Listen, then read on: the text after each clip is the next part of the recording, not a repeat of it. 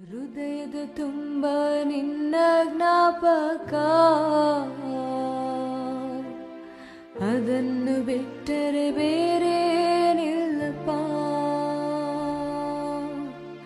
ಲೋಕವೆಲ್ಲ ಹುಡುಕಿ ನಾ ಬಂದೆ, ಎಲ್ಲೂ ಸಿಗಲಿಲ್ಲ ನಿನ್ನಂತ ತಂದೆ. ಕರುಣಾ